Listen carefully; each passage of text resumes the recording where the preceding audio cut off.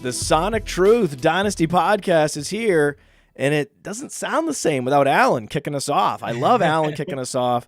Before we had Nate List for many years kicking us off. It always sounds worse when I kick us off, but I thought, hey, one of these days I'm gonna take the host chair, and I thought, why not today? No Alan, I'll be the host. Why not? Why not? We got two extreme player profiler dynasty experts, two of the best, in Theo Gremminger and Matty Kiwoom, here with me today on the Sonic Truth. We have a Superflex startup draft that Theo and I are in that is going well while it's not going well. So it is a living hell where we like our teams. We like our teams. Good. We're fine. It's great stuff. Theo's doing great as usual, but it's also a living hell for me. And we'll talk about that a little bit later. And then there's also some news. We get some news in May about Antonio Gibson. So we should jump into that at some point. Talk about Antonio Gibson. Also, Gibson vis-a-vis Brian Robinson, because in the startup that Theo and I, we, of course, saw Brian Robinson go rounds before Antonio Gibson, which doesn't make any sense. And I also want to give a shout out to Cody for hosting last week. It's great to be back with you guys. Cody's a hero for our time. And start, though, with Javonte Williams. So we have coach speak about Javonte Williams. It's not really coach speak. I think it's coach lies. Outright, blatant lies from Sean Payton that Javonte Williams will not be put on the PUP.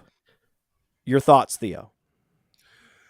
I think he's definitely exaggerating the truth, but I think that there's it's good to hear. I mean, there's a lot of optimism there. You kind of like, you got to filter out the coach speak this time of year, Matt. You know, kind of we'll see how this thing progresses. But this is a guy that we thought maybe could miss the entire season, or at least like half of the season. So if anything like something where it was like a 4 weeks, 6 weeks, that would be a big win, I would say, for Javonte Williams dynasty managers to only miss 6 weeks. 6 weeks is a win? I think this is a guy that has been priced in where we're really going to have to take a haircut in year 3. Yeah, 6 weeks was what's priced in. I think if you miss 3 weeks, that's a win. 3 weeks I think 3 weeks would be a massive win. Like I was anticipating a little more than that.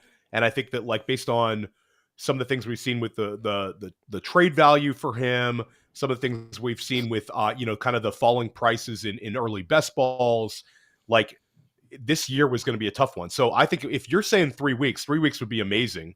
For me, I think, having him in the first half of the year would be a win if I have Javonte Williams for Dynasty. I'm taking I had a little more pessimism with this sort of injury, and I was very, very worried about him. So I don't have a lot of Javonte Williams right now in Dynasty, but if I did, I would be very happy. And a lot of people sold low, maybe thinking this year would be a wash. And hey, if Javonte Williams comes back strong and finishes the year well, I mean, you've talked about him, Matt, as a guy who could potentially gain value next year, especially because of his talent, his age. So, you're looking pretty good for some of these dynasty managers who bought him low.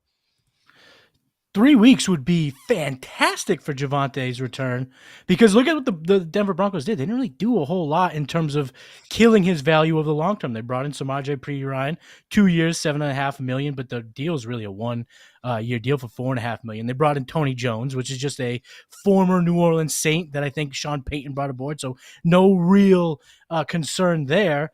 They didn't really add anything in the draft in terms of running backs. I know they only had 5 picks, but they didn't add anything.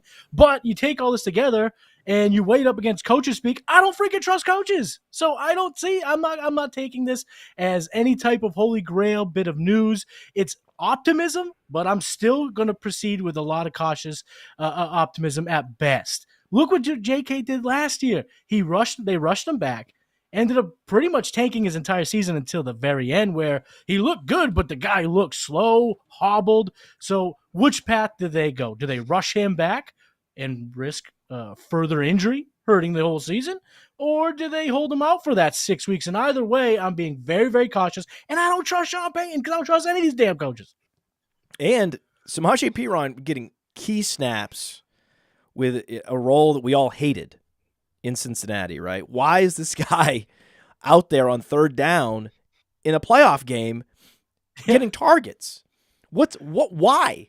What is happening In the Super here? Bowl.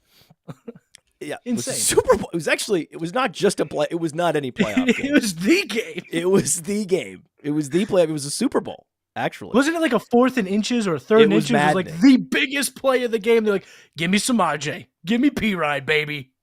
NFL Zach teams Taylor like loves Samaje him. Perine. Samaje Perine is underrated. I still think that Samaje Perine is a value in seasonal leagues. Anyone that's in win now mode in Dynasty should be gobbling up as much Samaje Perine as possible. This just drives down the price of Samaje Perine. Just like Maddie talked about, what are the choices? The choices are you rush him back and he aggravates the injury, or they don't rush him back and it's like a 8-week process to get him back onto the field. And then what happens? Once he's active, he's not going to be a bell cow. Like, he's not going to be a bell cow in 2023 at all. Maybe the last few weeks of the season, he'll get 55% plus opportunity share and have a chance at bell cow touches. Maybe. Probably not. Probably not, because they have Samaje Perine for this year. That's why he was brought in. Exactly what So, was brought in. I know that Theo, the news comes out, and he's like, "Oh man, what if?"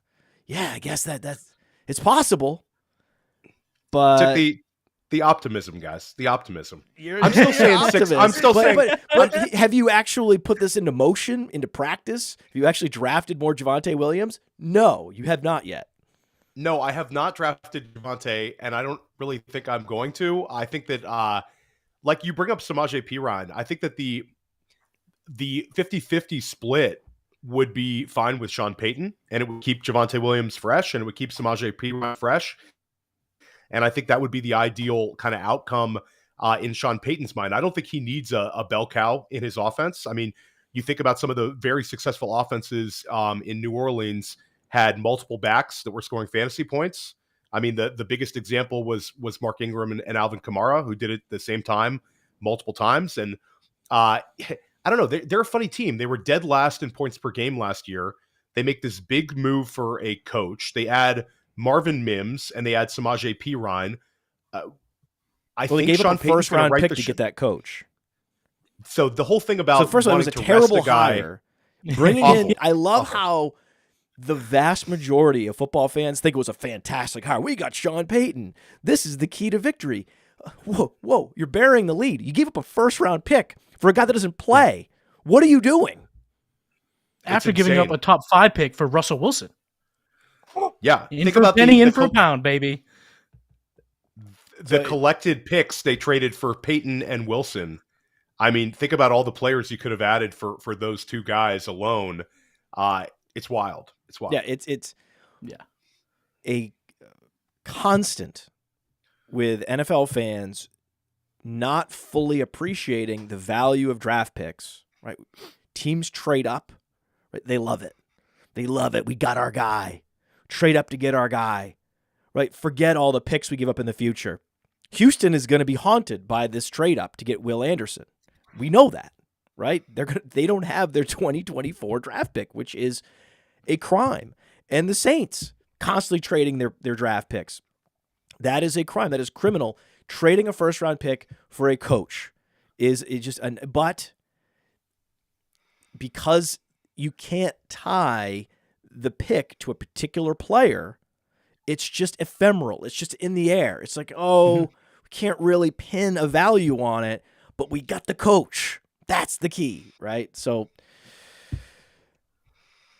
Javonte Williams is a great pick. He's like one of the best running backs in a productive struggle where you have decided I am going to be competitive next year. I'm going to focus on rookies this year. I'm going to, shirk all the veterans, and I'm going to circle 2024 on my calendar. Then Javonte Williams is a smash. Otherwise, fade. Now, let's hear from Underdog Fantasy. Let's take a moment to talk about Underdog Fantasy. Now, many of you have already signed up. Thousands have signed up from Player Profiler already over the years. Underdog has supported us since 2020. Much of what you see on Player Profiler is because of Underdog, because of their support. Get the Underdog app, plug in that promo code Underworld, and they're making the NBA fun. Their NBA pick'ems, it's changed my Wednesday night. It's changed my Sunday afternoon. I used to play Underdog just for the best ball drafts. I mean, the best ball drafts are amazing. These draft rooms fill so quickly, and you can win life-changing money. You want to take advantage of all the sleepers we talk about on this show? Well, what better place than in an Underdog draft room to do that? And I recommend taking your Underdog play to the next level by diving into their NFL pick'ems. It's important to correlate those NFL pick'ems. You can pick both the quarterbacks and the wide receivers to exceed expectations. Correlate them, and you can 5x your payout. Bada bing, bada boom. Underdog Fantasy, the promo code is Underworld. For an instant deposit match up to $100. Underdog is the truest friend of the Underworld. Antonio Gibson. Thoughts? I mean, I still love Gibson. I can never, ever quit Antonio Gibson. He's got the size, he's got the speed, he's got the skill set. And for what Ron Rivera, Riverboat Ron, did to him last year, I mean, he should be in big, big trouble. I'm going to say big, big trouble. First game of the season, he had 8 targets, 7 catches. He had over 130 total yards. He dominated. He looked great, and then it was just a slow fade out of that role over the course of the entire season. He had his worst year. For what? In terms of Brian Robinson, a slug? Exactly. With no upside, more touches? For what? 30 carries up the middle. 30 carries right into the offensive line. You got to go to Antonio Gibson. But, guys, is Eric Bieniemy that angel from heaven for us? Is he going to do it? Well, it certainly can't get worse than it was at times for Antonio Gibson last year. This is simply the fact that J.D. McKissic is not there at all. I mean, McKissic is a guy that whenever he's on the field, he commands targets. He's a guy that when he plays, he gets 4 or 4.5 targets, 5 targets. He's gone. Brian Robinson, that's really not his game.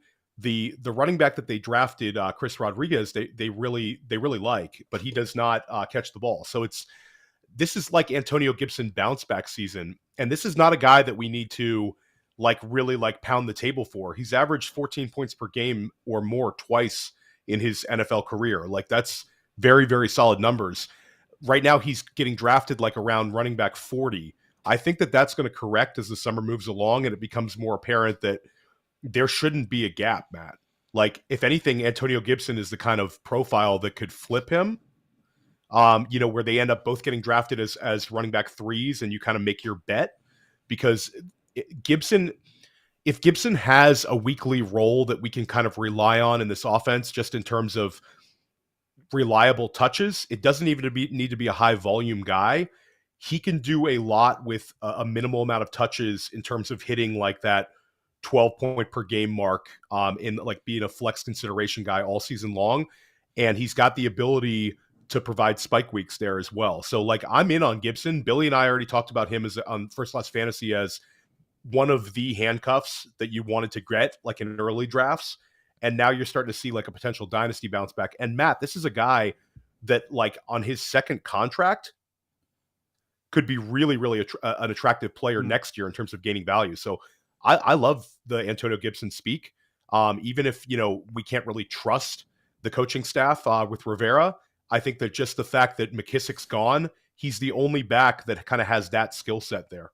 Do you know that Antonio Gibson was a top 30 back last year in fantasy points per game?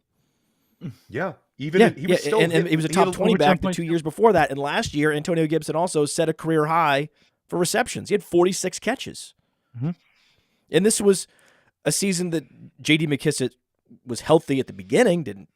Obviously, he's done now, but we start the year with no McKissic. It's going to be a 50-50 split. And this is not a team that we're projecting to be out ahead, especially in the NFC East, right? So Washington playing from behind.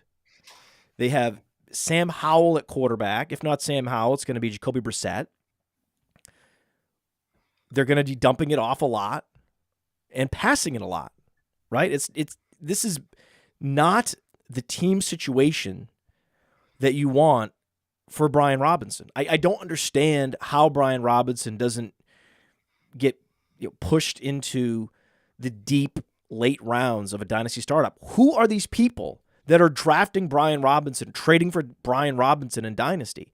And then you get this validation like, hey, you like coach speak when it confirms your biases and your priors, but you fade the coach speak, or you criticize the coach speak, or you dismiss the coach speak when it's coming from Sean Payton and it doesn't align with your assumptions about Javonte Williams' injury recovery.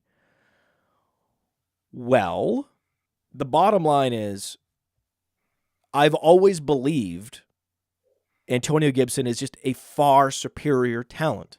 And it just makes logical sense that after a year of assessing who these players are and going back and watching all the film from last year, that the coaches would huddle up and say, actually, Antonio Gibson touches help us more than Brian Robinson touches. That's all we need to know. Yeah, and this is like the whole notion of taking a Brian Robinson, Matt, in a quality round. Like when you get down to a certain level in dynasty startups, the quality kind of loses every round. I don't know what the percentage would be. Certain rounds are kind of flat versus others. Certain it's a huge drop off. But when you take a player like Brian Robinson in a dynasty startup with a valuable pick, you're basically drafting a floor play. Like drafting floor plays in a dynasty startup, then you're stuck with a guy that you're hoping he hits, 10 points per game, 11 points per game. Like, what can I don't he think give his you? ceiling. Yeah, his ceiling is low. It's not even like Antonio Gibson is a pure satellite back. He's not. He's not J.D. McKissick. He's not 195 pounds. He's 228 pounds. He had 2 consecutive seasons with double-digit touchdowns. So there's no guarantee they even use Brian Robinson inside the 5. In fact, if I'm Washington, I'm putting Gibson back there and keeping the defense honest. All Brian Robinson does is telegraph to the defense what you want to do. It's the fumbles though. Like you say, the Ron Rivera continually likes kind of a boring running back that doesn't fumble. And I think that's the issue with Antonio Gibson is he's had timely fumbles in the Ron Rivera era. Even when he's scoring the double-digit touchdowns per year with the receiving upside, we love him in fantasy, but I think that the Washington staff, at least last year with Turner and Rivera, they didn't really trust him. That was with the Brian Robinson. They even brought him back after he was shot. They were still quick to bring him back. I think it was a little bit of a lack of trust. But at the end of the day, the pressure is on. Rivera might be traded at mid-season. You need to get the ball to Antonio Gibson's hands. It gives you a much more of an offensive threat. I think that there's also the fact that Bieniemy's around. We saw a lot of those manufactured touches for Curtis Samuel to start the season last year, where that might not really be part of the offense. That might be hey, let's get the ball in Antonio Gibson's hands. I expect that Jahan Dotson and McLaurin are guys that we can kind of rely on for, at least a weekly target share. But I think after that, looking for third fiddle in the Washington offense, I think that Antonio Gibson could be it. I think right now he's a great value. You could have got him in a lot of these rookie drafts for a late second rounder in a non-Superflex. People were taking that for Gibson. This might make him a little bit more expensive. Just any kind of positive news, even coach speak, makes things, people a little less, apprehensive to trade. But I think he's a big target because of the potential for a year 5. He's on a new team. Yeah. And he's a very attractive, free agent candidate. He could exceed expectations this year and then certainly could go on and be a bell cow the following year. You know how many fumbles he had in his first year in the league? Not off the top of my head. 0. You know how many fumbles he had last year? No. 1. Right? No. This is the problem with these NFL coaches, the older coaches especially, the backward coaches, just how and why Washington ever hired a Ron Rivera.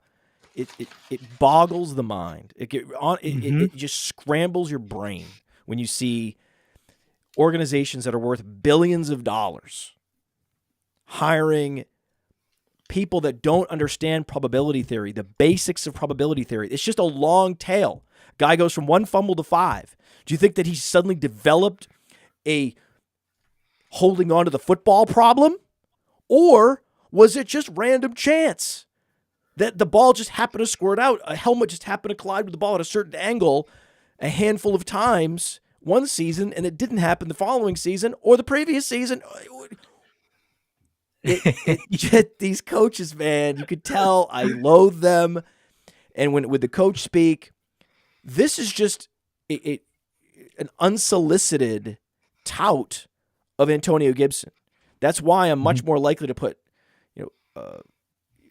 weight behind this particular comment than talking about Javonte Williams' injury, because all these coaches push these players to speed up their time clock and to get their body ready to play week 1.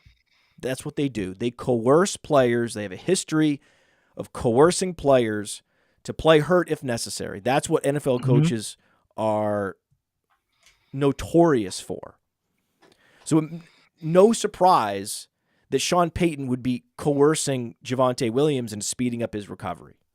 That's why I don't believe anything regarding injury timetables that come from coaches. But when a comment comes out that player X needs more touches, that oftentimes has more validity. And in this case, there was no reason for him to say this other than an honest moment. Or perhaps because it's a contract year, Antonio and his agent talk to the coaching staff and say, hey, we're not happy. We did not appreciate the touch distribution last season. My client had 1 fumble. Fuck this. Get him more touches. This is ridiculous. Go back and watch the film. Go to Player Profiler. Check out the advanced stats. And you tell me who's better. Not close. The thing you bring up the satellite back thought about Tony Gibson. He has a higher BMI than Brian Robinson. He's built he's 6'2", 230, Joe Mixon type. He's a beast. He can handle whatever they need for him. He's going into that contract year. And to your point, the difference between injury and playing time, the coach has no say with what Javonte Williams' body does to heal. But the coaching staff can do a whole lot with the touches that they give Antonio Gibson, the playing time they give Antonio Gibson. So when you talk about coaching speak, one is just kind of echoing what his sentiment is on someone else's body, something he can't do anything about except make it worse by rushing him back. And the other is, hey, can I give more touches to my better running back? That is something they can directly do. Yeah, and again, it's a fourth-year player. There's not a lot of incentive to lie about that sentiment. There is more incentive if it's a rookie. So the one sort of player X needs more touches remark that I'm more likely to dismiss is anything around rookies, because you just invested capital in this player. You just told the world that you're bullish on player X. So of course you're going to talk about how we're excited about getting as many touches as possible and getting this player involved. And the best example of that particular lie, where you're like, there's no way in hell this player is going to command a touch, much less a significant role, is Pete Carroll talking about Kenny McIntosh and how they're excited to get him involved. Shut up. Shut up. Shut up. Now, at least with Pete Carroll, he has a long track record of lying. Sean Payton actually has been known to tell the truth about players and situations on many more occasions with a higher likelihood than Pete Carroll. Pete Carroll is the worst. Pete Carroll's trolling us. He's either that or he's a complete sicko. He's already, stabbed dynasty managers in the back with the Zach Charbonnet pick, and now he's going to talk up Kenny McIntosh. I mean, what's wrong with you, Pete? What's wrong with you, Pete? Seriously, just get out of here. Just shut up. Don't go in front of the camera. Shut up. Just be quiet. Nobody wants to hear you anymore. You draft Jackson Smith and Jigba. You make a super smart pick there, and then you do this to Ken Walker shares, and give us all grief and agita as Ken Walker dynasty managers. So. And then the Kenny McIntosh. Come on. I mean, what are you talking about Kenny McIntosh for? 7th round pick. Give me a break. Kenneth Walker, though. Didn't you recently catch that Kenneth Walker falling knife? Where did you get him in a recent startup? So I'm in an FFPC startup, not a cheap one, and I'm sitting there at the 311, and I let the clock go for hours and hours. I already have, a few Kenneth Walker shares. It wasn't like I was trying to get exposure. But at this point, like for this particular draft, this is very low for him. I think in most of these startups, he's going like somewhere in the high third round. So 311, I said, I'm going to take him here. I'm going to add another Ken Walker share, and that's that. I mean, he doesn't need to end up being, a high-end RB1 for this to pay off where I'm taking him, at the 3-4 turn. But it's just wild. Some dynasty managers just completely avoiding him. But, Matt, it is interesting that post-NFL draft, in the most expensive FFPC dynasty startup of the year, they do one $5,000 startup every year. And this manager, who's pretty well known, took Ken Walker, I think it was like the 208, 209 level. That's where he should go. That's in where the highest, he belongs. Yeah. That's so the money, right pick at the right slot. Mm-hmm. The money is still there behind Ken Walker. There are definitely Zach Charbonnet people out there, but I'd say the majority of the money is looking at him as maybe a beat up asset. If you have Ken Walker, just ask yourself this, like if you're getting these low ball offers in your league, it's because people still want Ken Walker and they realize that this is kind of a buying opportunity. So again, like 311, I'm good with it. If it was 10 picks earlier, I probably would have gone in a different direction. But I think here I can't really lose. I mean, if he just returns, top 15 running back production, then, for a few years, then I've made a decent pick. This was Superflex? This was not Superflex. He made it that far in non-Superflex? Non-Superflex. This is not, and the other draft I was referring to, that 5,000, was non-Superflex as well. So this is a non-Superflex startup, and I got him at the 311. So this is either, guys, like he's not Trent Richardson. He's not. No. Like that's like, and that would be the kind of like descent that would need to happen for him to like. If you start talking about 4th round Ken Walker, I mean, then you're pricing him in. It's kind of like it's too much of a correction by the dynasty marketplace, in my opinion. Well, think about who would have to go ahead of him. Think about the running backs that you'd have to put ahead of him. They were drafting Josh Jacobs over him. They were drafting Tony Pollard over him. They were drafting Najee Harris over him. Austin Eckler. Pollard was the one that I was stuck on because it's very hard to make the Pollard Ken Walker decision right now. But you're sacrificing so much age. You also have to weigh in the fact that Pollard's on a 1-year deal. But in terms of betting, if it was this team, I'd gone with a somewhat young approach with my first 2 selections. So it was kind of do I want to take on the slightly older Tony Pollard versus Ken Walker? But I think that's kind of the decision right now is now you're facing Ken Walker versus, like you said, Najee Harris, Ramondre Stevenson, and Tony Pollard. That's the pocket for Ken Walker now. But Matt, I used our that is such a rankings. silly pocket to put Kenneth Walker. He doesn't belong. Who doesn't belong in this group? Yeah, we were taking a test. This is a multiple choice test. Who doesn't belong? Like, I'd be circling Kenneth. What are you doing? How is this possible? I'm so glad you got him. I mean, that's crazy that he made it that far. We have him as a top 20 player on our Dynasty Rankings, playerprofiler.com, single quarterback leagues. We have Kenneth Walker top 20. I want Kenneth Walker. Yeah, and I was able to get. I use our. So guys, when I'm doing dynasty startups, I'm continually referring to our own rankings because I think our rankings are fantastic. And I was able to get Jahmyr Gibbs, Ken Walker, and Chris Olave with my first 3 picks. So I have 2 of our top 6 running backs, and I have 1 of our top 10 wide receivers. I think that's a good start, and they're all in their first or second year in the league. It doesn't make it. Kenneth Walker is 22 years old. He's 22. Tony Pollard's 26. I love Tony Pollard. I'm Mr. Tony Pollard. I'm Matt Pollard. I'm the Podfather. I'm the Pollard father.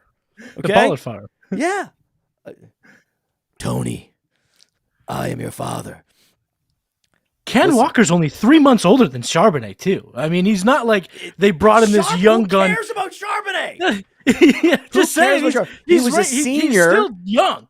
Yeah, he was a Exactly. senior coming out, overdrafted. It just He's gonna help with that screen game, This though, is- boys. this is- That screen game's gonna be fire. Tony Pollard is technically post-apex.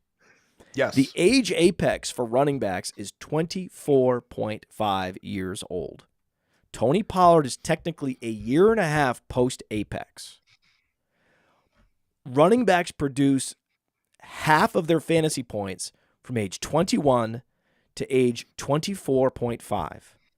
Let that sink in.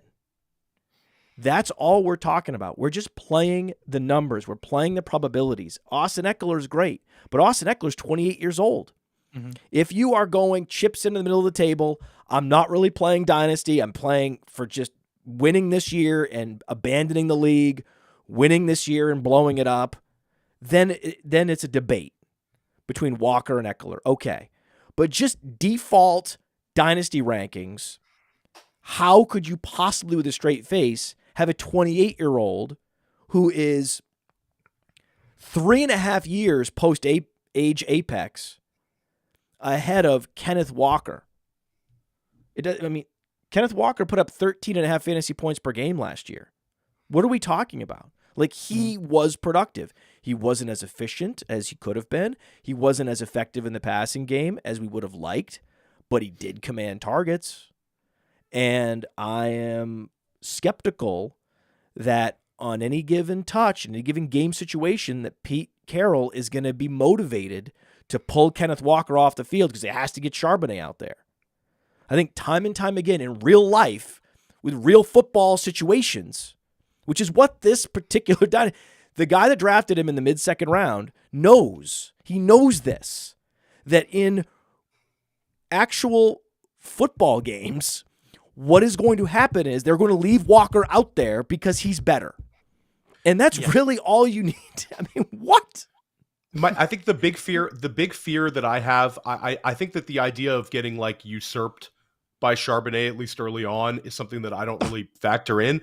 I do worry though, Matt, about clear roles where they take away the goal line work from Ken Walker and give it to Charbonnet. Okay, what if Charbonnet fumbles once? That's fine. I'm just saying this is my fear with Pete Carroll is maybe he says, we want to go with a little bit more of a split here. I do worry about Maddie, I think it's funny too that they talk about like the screen game. Like that's not Charbonnet's game. But what if he's the back that they use in the 2-minute offense and they use him as the goal line back? Like those two things to me, it's the difference between Ken Walker finishing as RB16 and running back 6 is, that goal line work. So that would be a giant win. That would be a huge, giant, improbable win for Zach Charbonnet, that he is able to seize the 2-minute drill offense and touches inside the 10. Just an or. We want to have him be like the handcuff running back, where I think the ideal situation would be it's like a 65-35, and Charbonnet's the change of pace back. Change of pace. He's going to come out there for a whole drive. Drive in the second quarter. That's what's going to happen. Okay, so again, this is how real football works. Okay, how real football works is first 2 drives go to Walker, and he gets all the touches. And then for the third drive, they bring in Charbonnet. Mm-hmm. And Charbonnet is the breather back. That's what's going to happen. And what would be even more heartbreaking for Charbonnet managers, those that have Charbonnet as a guy they think they could actually play, assume he could have some standalone value, the heartbreaking moment would be on drive number 3 when they pull Charbonnet at the goal line for Walker. Right. See, that is actually more likely than this idea that Charbonnet is going to get all the 2-minute drill work and all of the goal line work. I think there is a possibility. I agree. There's a possibility he does seize the 2-minute drill role, because some teams like to designate the auxiliary back with better pass catching skills as their 2-minute drill back. I could see that happening. I could absolutely see that happening. Goal line work, forget about it. No way. No. No way. No way. And Kenneth Walker last year had a 30-point game with 0 targets. So he can crush on the ground. He's a closer. I mean, think of it last year. How many times fourth quarter touchdowns? The kid's a smasher. And 2-minute drill, Charbonnet could be out there. And Matty, to your point, deep pass to DK, he's out at the 2. Get out of here, Charbonnet. Let's get into the guy with the higher BMI, heartbreaking. the most Russian guy. Yeah, the more ferocious runner. Let's get him back in the backfield and let's get this touchdown. Walker was so good with only 9 touchdowns. I think there's still a lot of ceiling left in his game. I would only draft Charbonnet in a best ball league. I'm in some best ball dynasty leagues, and I think Charbonnet is interesting in those leagues. He's going to have some games, right? He's going to catch some passes out of the backfield. He's going to have a couple games. There's going to be a couple games where Walker misses with injury over the next couple of years. There's going to be some Charbonnet games, but you're never going to be comfortable. I don't see Zach Charbonnet, especially a guy who tested the waters after a productive junior season where he was highly regarded and passed. Beyond Breece Hall and Kenneth Walker, last year was not a strong running back class. And Walker came on late. It was basically the Breece Hall class. That's what it was last year. Mm-hmm. And then Walker came on late and was the best running back in college football.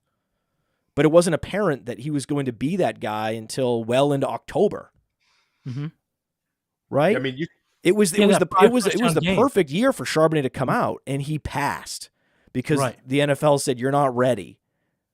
And he had to go back to school and put up bigger receiving numbers. Okay, great. I've seen that often, right? These compilers at the college level that they're not as athletic as you were hoping for, and they even with those with size, it's like, okay, this guy seems to check all the boxes, but why the hell didn't he come out early? Why the hell didn't he declare? Yeah, and Walker, I liked Maddie's point about Walker last year. Like week 18 in the must-win game against the Rams, for Seattle to make the playoffs, he had 29 carries, and he had an 87% snap share at the running back position. He's a dog. Ask Cody. He has one of the highest dog ratings of a running back in recent years. Zach Charbonnet does not. So the other problem is it's very conceivable that Charbonnet shows up to the facility when Walker is there and just shrinks. Yeah. Just sees Walker and what he's doing in the weight room, sees what he's doing on the practice field. And again, I hate to bring up what actually happens in real football games and real football practices, but this is what happens. What he's going up against, a guy with 4.4 speed, who is one of the hardest working running backs in the league, is going to be incredibly difficult to overcome. From a Pac-12 running back from UCLA who decided to stay in school one more year to have fun. It doesn't add up. The case for Zach Charbonnet has never added up. Well, you guys make me feel very good about my pick. I appreciate that, Matt and Matt. You guys, that's good stuff. That's very good stuff. You caught the falling knife. See, this is a falling knife I'm happy to catch. I'm happy to catch the Antonio Gibson falling knife last year. Right? It didn't pay off necessarily. We talked about just over 10 fantasy points a game, but he is going to pay off in Dynasty over the next couple of years on Washington and on whatever his next team is. So these are the younger running backs with all-purpose skill sets. I am happy to catch that falling knife. I am not out here trying to catch the Dalvin Cook falling knives. That is not what I'm doing. So someone has to draft these guys. It's usually not me. And I'm not a youth chaser. I'm not Mr. Young Player. I just like players to be pre-Apex, ideally, right? And not have a team situation that is completely in flux where the coaching staff is talking about doing right by the player by helping them move on to another team. We have no idea what team that's going to be, what their role is going to be on that team. Dalvin Cook's a really tricky one right now. He's in a perfect situation for him in Minnesota we've talked about this. Alan, and you and me talked about this a few weeks ago. We had trouble picking a team where he was going to gain value. I think that the two teams that we kind of circled were as a Joe Mixon replacement if the legal battle got worse, which it's looking like it's not going to. Joe Mixon looks pretty clear right now. Yeah. Shocking. Did Alvin Kamara miss any games due to suspension last year? 0. No. Right? So there have been instances where players were caught on camera punching people in the face and missed no games that year because they were part of the criminal justice system and there was emotion and the hearing was delayed, and so therefore the NFL gets to punt the decision to the following season. So we've seen this movie before with Joe Mixon. That's a falling knife. He set his career high for catches last year. They happen to be comparable to each other. There's a lot of similarities between Antonio Gibson and Joe Mixon, including the fact they both set career highs in receptions last year. Joe Mixon had like 60 catches last year. And he's on a Super Bowl caliber franchise that has shed backfield talent. They didn't add backfield talent. Yeah. Do you know who the backup running backs are in Cincinnati? Can you guess? Chase Brown. Chase Brown. Right? Chase Brown Chris can't Evans. play. Chase Brown. Brown Williams shrank from the moment at the Senior Bowl, claiming that the Senior Bowl was too big for him. But he admitted this. Like he admitted. Do you realize how anti Kenneth Walker? Do you think Kenneth Walker would ever admit that the Senior Bowl was too big of a moment for him? The lights were too bright in Mobile, Alabama, where he's fumbling, just puking the ball into the ground, can't catch it, can't do anything. The most incompetent running back in the last 5 years at the Senior Bowl was Chase Brown. And you're going to tell me that he's a guy, and I see him being drafted early in rookie drafts. We're talking about early 3rd round. And I'm like, what? What are you talking about? Why would you? What? Right? Says who he's better than Travion Williams? Says who he's better than Chris Evans? There was pushback, Matt, that my logical call that Roschon Johnson would be this year's day 3 running back who provides fantasy points. There was some Chase Brown truthers hitting me on that one. Like Chase Brown, and I'll say Chase Brown has been going in the second sometimes. Like people are trying to make Chase Brown become a thing. Have you ever seen Chase Brown go before Roschon Johnson? Because that would be the most objectionable draft pick of the year. No, I have not seen that one, but I have seen Chase Brown go ahead of guys like Marvin Mims, ahead of Tank Bigsby.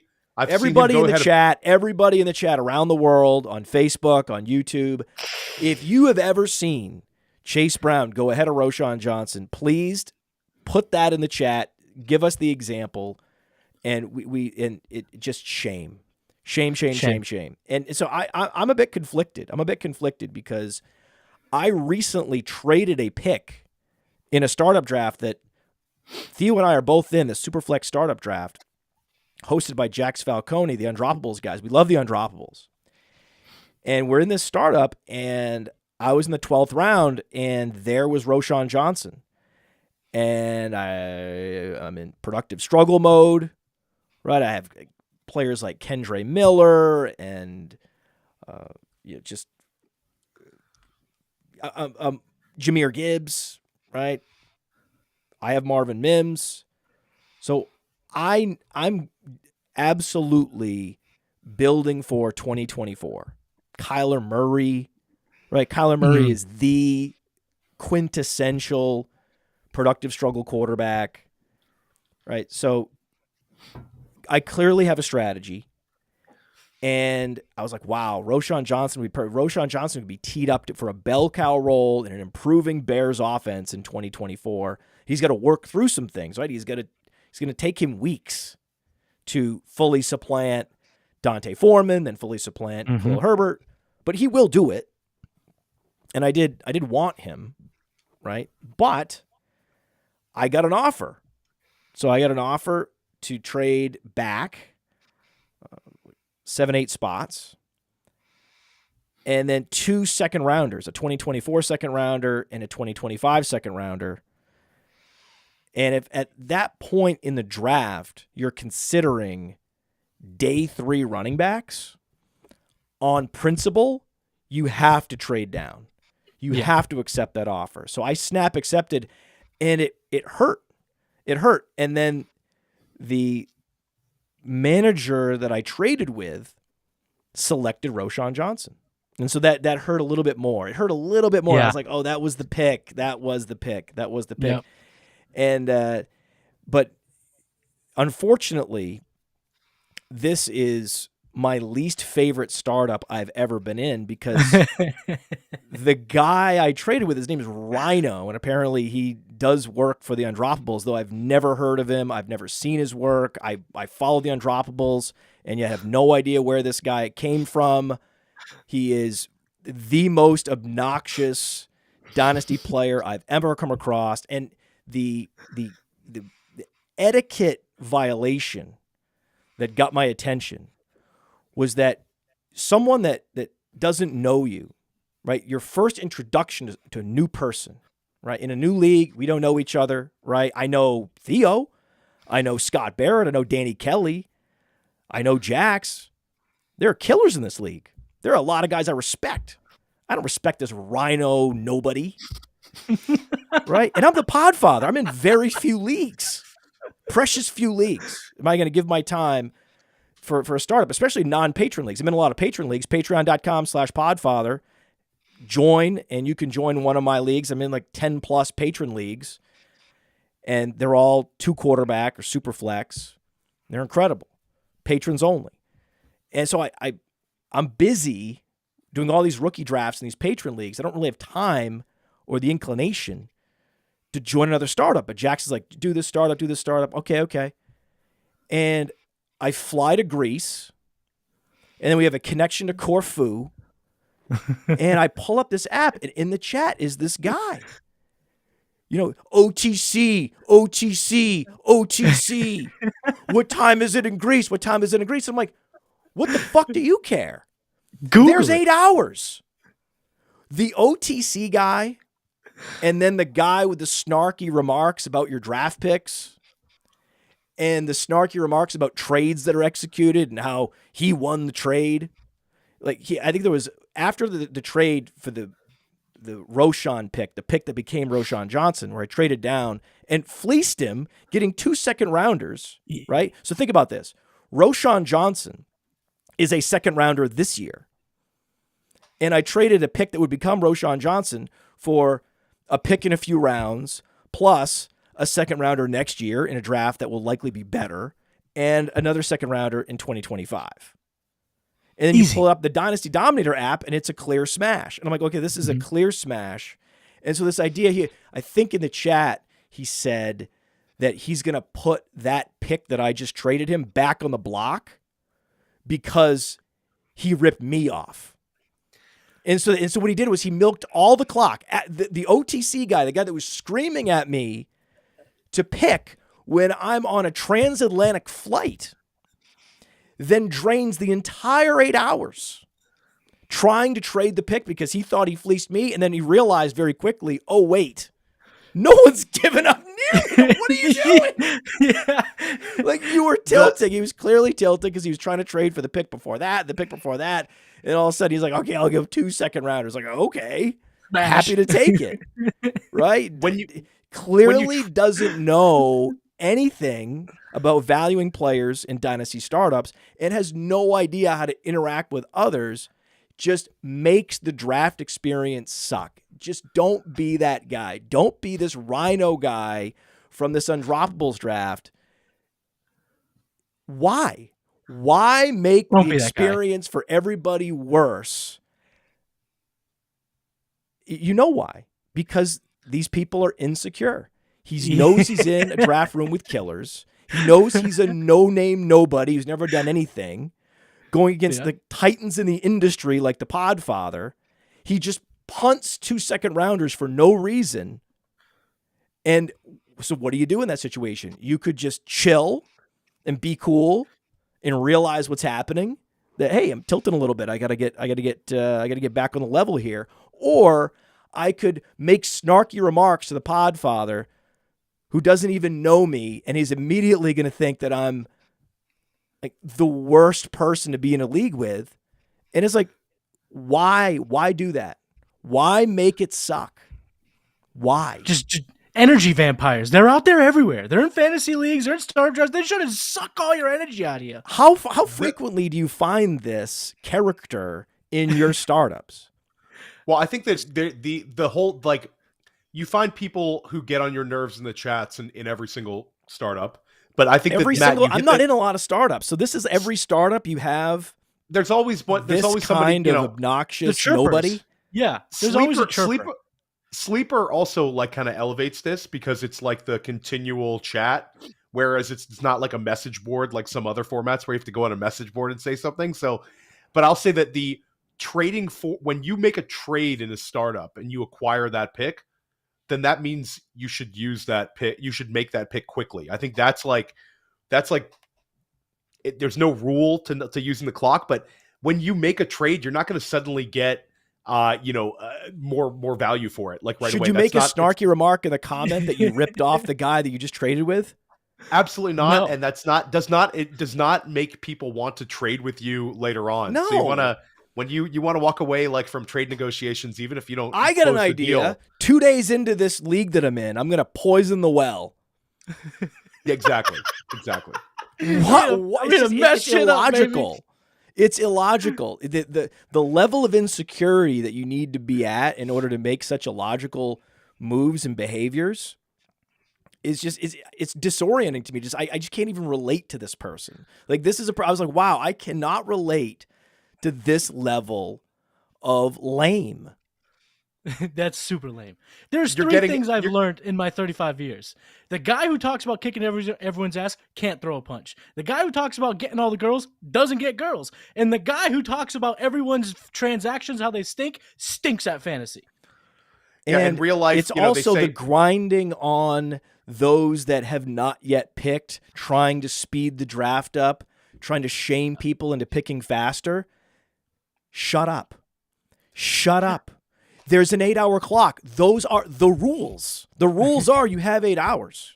And by the way, when I was on a plane, guess what I did?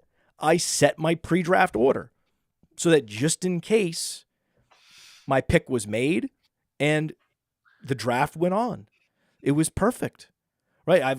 My draft has gone exactly how I wanted it to. In fact, it was better than that because it's tight end super premium. It's half PPR with a 0.75 PPR bonus, reception bonus for tight ends. And my tight ends are Goddard and Michael Mayer. Of course, I talked about Michael Mayer with Anand on the Decision Point show, how he's one of the most underrated rookies in rookie drafts, and Dulcich. And we've talked on this show, Theo, about how underrated Dulcich is. All these 8-target games. I'm like, has Rhino and company, have they not read the rules in their own league? I think they check out the tight end premium. Don't be. You're getting other league members of ours are in the chat right now backing you up here, Matt, on make the pick in all caps. I'm in this draft. This is all accurate. Make the pick. OTC. Took the whole clock. Complain to the commissioner. If you want to lower the draft pick time to 4 hours, I'm happy to do it. Put it to 2 hours. I'll set my queue. I don't fucking care. But it's 8 hours. What are you mad at me for? Get mad at the commissioner. You know, our patron leagues are not 8-hour clocks. It's 4-hour clocks. You don't need more than 8 hours. Yeah. And then they also turn the time clock off. So if it's a pick that you would have made in the evening, you technically have like 18 hours, which is way too much time. I agree with that. Complain to Jax. Okay? Don't complain to me. Complain to your undroppables teammate. Right? Although I still don't even necessarily believe this guy's on the undroppables. I've never heard of him. I've never read any of his content, never heard a single take of his. He is the most droppable undroppable. Way to not live up to the brand. He is the most droppable undroppable. You had the proper etiquette. You set, you knew you were traveling. You still managed to get the Goddard pick in while in Greece. I mean, what? I don't know, Matt. When you make the trade for you don't use the whole clock when you make a trade. When you make a trade, pick should go in. That's startup 101. So lots of lots of violated etiquette in this draft, just making it worse. Don't make your draft experience worse for your league mates. How about that? How about that as a rule? How about that? That's just a set rule. What about table talk, Theo? Have you been any startup drafts with table talk? Because I've seen some of that too. Not in this league, but in other leagues. Table talk in the wrong league, that's going to get you cursed out. Like, people don't put up with table talk. In a redraft sense, you never have table talk either, especially a live draft. You don't talk about players who are available that have not been selected. So I'm in this FFPC draft, and this manager who's picking 4 picks behind me says that my pick is up for grabs, and there's you're going to have an opportunity to trade for all these quarterbacks. Ken Walker still on the board. He was naming them. He was naming them. He named like 6. He named like 6 players. He names like 6 players, and I get and a couple of a hat tip to guys like Dan Williamson and Austin Martin. Guys Dan like Williamson saw this? No. But if these sort of like FFPC high volume guys, most of the time they're going to curse you out. This league is a friendly league, and a couple of people got on and said no table talk immediately. One guy explained to him why table talk isn't good. This guy definitely does not have the sort of experience, but it's one of the most, like, you don't have table talk in any sort of fantasy draft. It doesn't, like, it's such a faux pas. It's almost worse than bleeding the clock after trading for a pick. To talk about players still on the board and put it on the league boards. To say that a pick's up for trade is fine. You can do that even if you're 6-7 picks behind. Hey, the 3rd round's almost ending. My 4th round pick is for grabs. That's fine. But when you start mentioning the trade candidates that have not been selected, the guys you can acquire, I mean, that's wild times. Do not have table talk. In no draft, and in an auction draft. If you have table talk in an auction draft, someone might kill you. You might get killed in a live auction draft after the draft. So be very careful with table talk, guys. You don't know which manager you're going to offend, but those high volume guys in FFPC, they will never forget that manager will be branded a table talker for life. Hey, Theo, you getting ready to nominate player X? That's it. Are you getting ready? Yeah. Oh my God. Can you imagine? That would be wild. That would be wild. In an auction, like when you get down to the end of an auction, guys are struggling to think of their names. And then a lot of these managers on those $1 and $2 guys that they've been planning their draft around, and they maybe have $1 more than you. And I want to get this $2 guy, and somebody puts his name out there. That would be almost the worst. But Dynasty Startup putting names out there. I mean, what are we doing? What are we doing, Maddie? Bush League. It's Bush League. Bush League. Is it more Bush League though than claiming that you fleeced someone and then putting the pick back on the block for 6 hours and then not getting any offers that are even close to what you gave up to get it, and then draining the entire clock on a Sunday before making the pick? That's up there. They're all up there. And the thing is, though, and here's the thing. Again, everybody knows that I'm not in a lot of leagues. Everybody knows that I have a lot of responsibility as the Podfather and the founder and CEO of PlayerProfiler.com, right? It is a privilege for me to be in your Dynasty League. And then so to point me out and decide that, hey, I'm going to mock this guy. Hey, I'm going to target the Podfather of all people, who is minding his own business in Corfu. 99 percentile scumbag rating right there. Is one of the more illogical, irrational things I've ever seen. This is a person who ostensibly wants to elevate his profile in the industry. And so, yeah, I got a good idea. Let me belittle the Podfather when he's on vacation and badger him to pick faster while he's asleep. Does he know he's taking on a Colossus here? What is he doing? It's just like, I You don't have to, anticipate like, too many more It was trades going stunning. on. Like the whole thing is, you have to understand how disorienting this is. I'm like, is this happening? Is this person real? Who is this? And I asked Jax, who is this guy? Tell me his name. Won't tell me his name. He's protecting his identity. Just all I know is that he does some stuff for the Undroppables that no one's read or heard, because he knows. Jax knows that I'm not happy. Jax knows etiquette too, Matt. Like Jax is, but he's also poking the bear, because Jax is also the guy that's sitting there going, "Yeah, Podfather got ripped off," and I'm like, Jax, I know you're kidding. I know you. We're friends. I don't know this guy. It's different. Yes. Okay, it's different, and I'm not getting that vibe from him. Right? I'm getting the insecure, lashing out vibe from him. I'm not getting the tongue-in-cheek vibe like I am from Jax. It's just, even in a chat, you can sort of tell. It's very subtle, but you can tell. You can tell. And this Daryl D, who's in the chat here, Daryl D says, we don't have time to listen to Petty.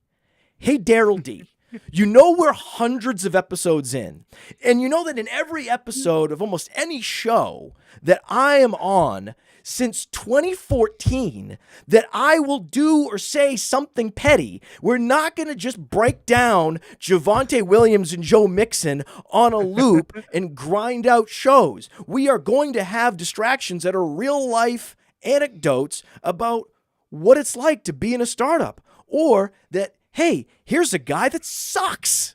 And have you ever had this happen to you? Yes, no. And then people engage in the chat and they say, actually, I'm in that draft with you, and that guy does suck. Or, hey, I've had this happen. Or Theo's like, can you believe this amount of table talk and an auction? This is insane. This is fun context that we wrap around the player and strategy talk. It's what makes this the best Dynasty show in the world.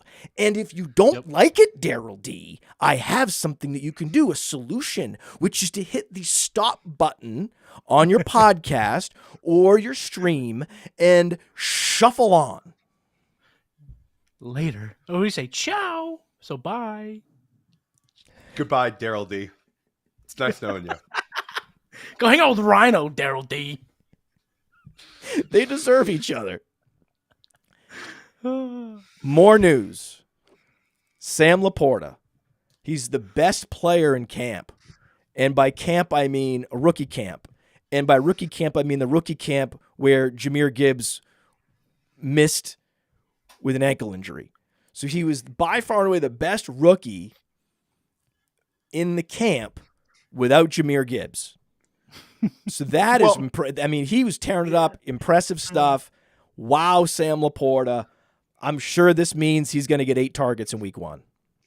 Sam LaPorta drum beats are strong, though, Matt. They take Sam LaPorta in the top 40 picks, and now, like, it's one thing to say, like, should your second round pick stand out in like the rookie mini camp where you have all the undrafted free agent rookies there? Sure, but apparently he was so dominant doing whatever he wanted. Like Sam LaPorta looks like the real thing. And you bring up Michael Mayer. You mean like every day that Michael Mayer plays football? Yeah, I mean, I think that it's like we've talked about. This is a transformative class, Matt. I know. That's why I've been drafting tight end after tight end. I was just in a rookie draft, one of our many patron rookie drafts, patreon.com/podfather. I did the infamous, we talked about this on the phone. I did the thing I've never done before. This is the first time. I broke my cherry. My double tight end tap, first, second round picks cherry has been broken. I am no longer a 2 tight end start virgin. I did it. I went Kincaid Mayer. I love that start. I went Kincaid Mayer out of like the 109. I just went Kincaid Mayer. We start 2 tight ends, and I was relatively weak at tight end. And I'm like, I think I had Darren Waller too. I was like, okay, Darren Waller's about to come off the escalator. We got to get a couple guys on the escalator. Bingo. Get it going. But incredible Sam value. LaPorta, These guys are going to hold their value. The problem is you have a guy like Jalen Tolbert, who was a second-round pick in a lot of leagues last year, late second-round pick. And if he doesn't see the field in year 1, he's going to be dropped. He's gone. Like, I'm in an FFPC rookie draft, which also includes veterans that were not held over.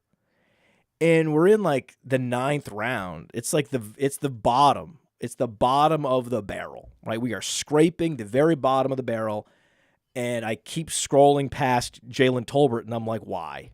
Why would I? Right? They didn't give him any snaps, no snaps, no routes, and they bring in Brandon Cooks. I'm like, okay, well, that's this guy. No matter what happens with Kincaid, Mayer, LaPorta, Musgrave, these guys are going to retain value because the tight ends will get the benefit of the doubt for the next couple of years. And they do have phenomenal prospect profiles, so much so that they're going in the first round and the early second round.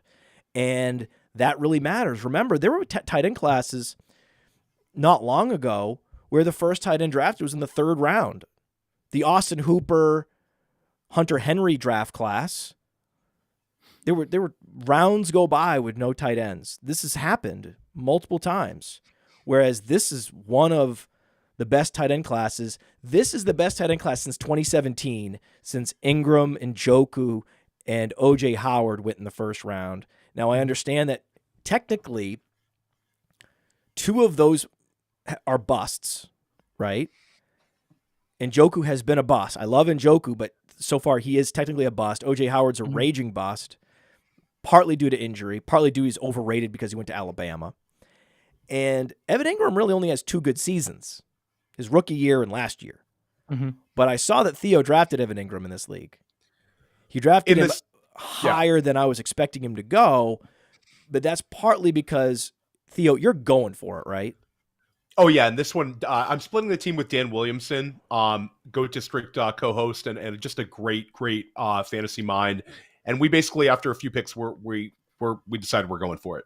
So we're pushing the chips on the table. We want to win the money year 1. We have like a 2-year window. Evan Ingram this year is very interesting because we saw him close the year last year on such a tear. We like that Jacksonville passing game a lot. I think that Ingram could have another very big season this year. I think maybe there's a point where in like redraft where he might get a little bit overdrafted, but I think Evan Ingram finishing as like a top 10 tight end is something that I would plan on this year. So yeah, we did take Ingram, but like I love like the double tight end double tap you did, Matt, like with those 2 guys. Like it felt so good. My nipples were tingling. those guys are. It's such clean. I was like, oh boy, I think I gotta go. I think I gotta go Mayer here. Oh my god, 2 tight ends for 2 nipples.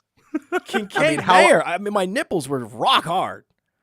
Probably rock hard all day long after that. I think I was on the beach in Greece. I'm like, man, I'm not the people. I'm joining the hard nipple club. Someone on the beach goes, "You must got Kincaid and Mayer." It's 85 degrees out here, Matt. What's going on? Yeah, I was like, "Whoa, this feels good."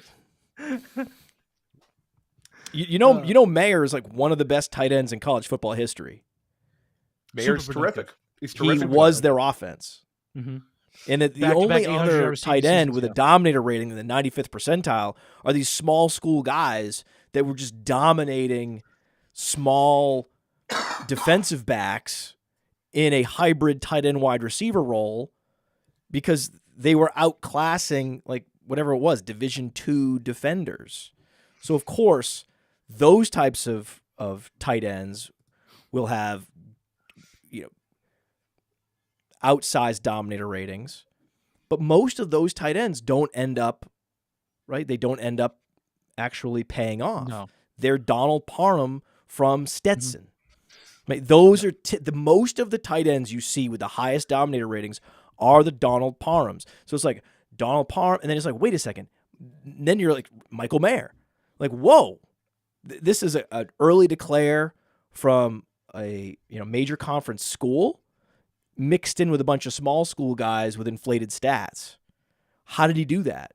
Because he carried a bad offense. He carried, as good as LaPorta is, he's more speculative than Mayer, which is why we have Mayer slightly ahead on our rankings. Yeah, Mayer's he's ready. He's NFL ready.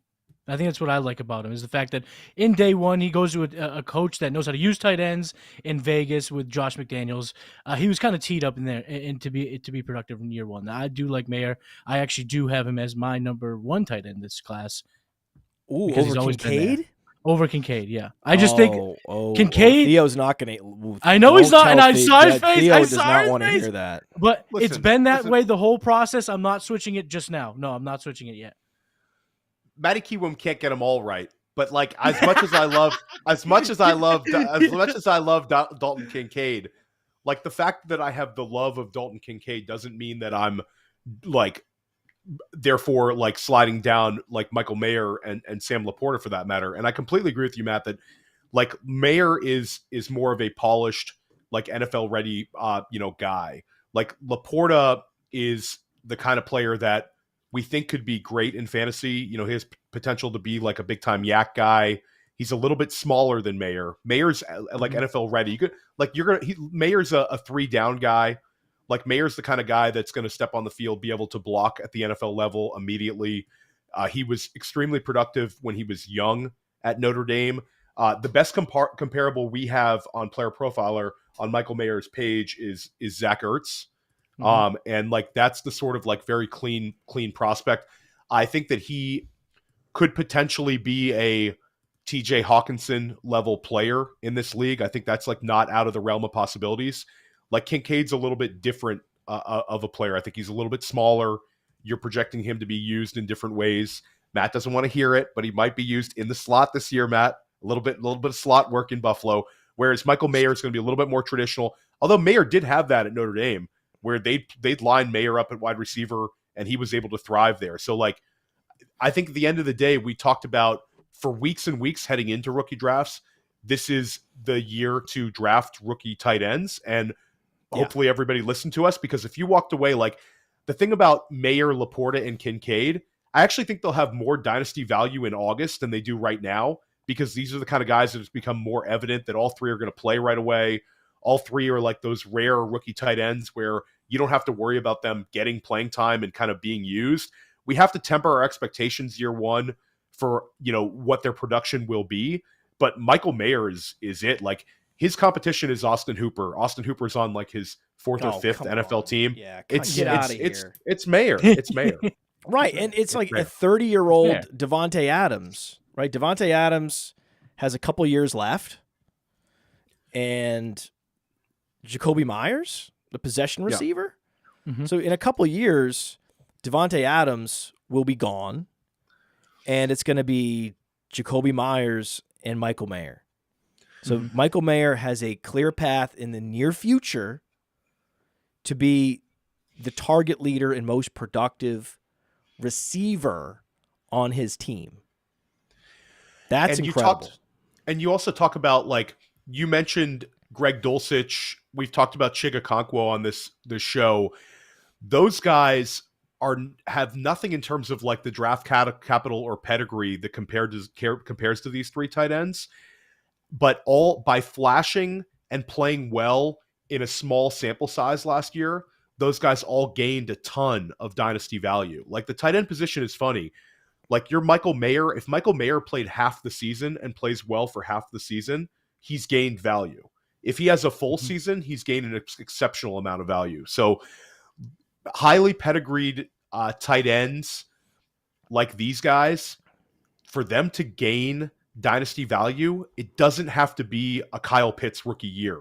It can just be hey, these guys are really good NFL tight ends, and they look like they could be top 12 fantasy tight ends for many years to come. If they flash enough there, then all of a sudden you've made, like, you took Mayer in the 2nd round, Matt.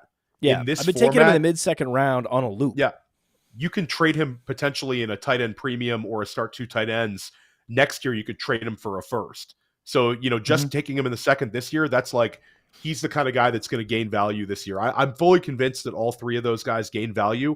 Musgrave is the funny one for me because he's next to Kraft.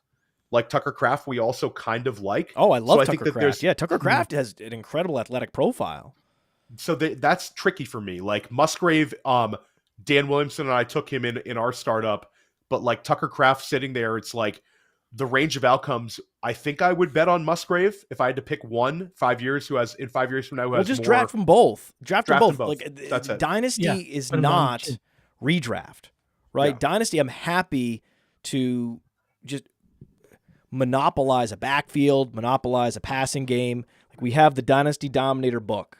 In Dynasty Dominator book, we talk about how handcuffing rarely makes sense in seasonal leagues, but it makes a lot of sense in Dynasty because we have these guys for their careers.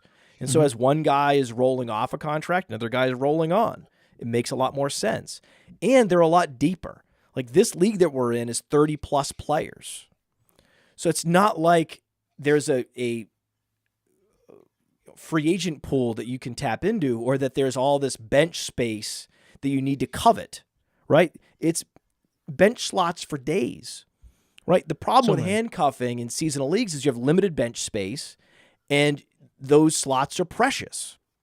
Well, in this Dynasty League that we're in, those bench spots, like I said, they just extend and extend. You have to keep scrolling and scrolling and scrolling and scrolling. So what are you really giving up? There's no reason not to lock in whichever athletic tight end breaks out for Green Bay. Mm-hmm. The only problem is Jordan Love. Jordan Love was not an efficient college passer, but Green Bay has some faith. They've seen something in practice to give them the confidence that they can move forward this year. This is not a rebuilding team. They want to win games. Right. The In a tough NFC division. North is very winnable, and they're out there trying to win the NFC North with Jordan Love. They think they can do it. Green Bay has made that assessment that they can do that. So on the one hand, it's like, well, Jordan Love was inefficient in college, but he had a huge arm at the Senior Bowl. So it's possible that his decision-making and his accuracy has improved, though unlikely. But then the probability goes up because of these moves that Green Bay has made, which makes him a great third quarterback pick in Superflex. So I was considering Jordan Love had I not drafted Kenny Pickett as my third quarterback. But with Kenny Pickett, he's got great weapons. I noticed you drafted George Pickens. I didn't expect you to draft George Pickens because your team has a very win now vibe. But just because you want to win now doesn't mean that you can't draft young players. You can draft young players that you think will exceed expectations this year. That's a win now move. And it also insulates you from having to completely tear the team down and rebuild it from scratch. You're going to have pieces like George Pickens. George Pickens was a highlight reel machine last year. And Kenny Pickett was a Konami QB. Right? That's the one thing about Jordan Love I don't like is that beyond Christian Watson, he has all unproven weapons. He's just a big-armed quarterback. We've seen a lot of them flame out, especially those that weren't top 10 picks. And he's not necessarily super mobile, athletic. Kenny Pickett ran for a lot of first downs last year. And that's another area where you need to look at your rules. I'm like, wait a second. We get a bonus, a 0.6 bonus for receiving first downs, a 0.4 bonus for rushing first downs. Well, Kenny Pickett's going to rush for a bunch of first downs. Like, he is the underrated Konami QB in Dynasty, especially when you consider that he was a first-round pick. They're committed to him. He has the weapons. He has the rushing ability. What am I missing? And if you're in a productive struggle mode, and I'm not trying to win this year anyway, Kyler Murray, Kenny Pickett, Joe Burrow, those are my quarterbacks. And the nice thing is I can now use all these other roster spots on running back and wide receiver by locking in 3 tight ends and 3 running backs or 3 quarterbacks relatively early. Then that sets me up to just pound running back and receiver endlessly to the end of the draft instead of having to try to burn a bunch of picks on highly unlikely, super speculative tight ends and a bunch of these quarterbacks you're going to see drafted. You're going to see a league this deep, a Superflex league this deep.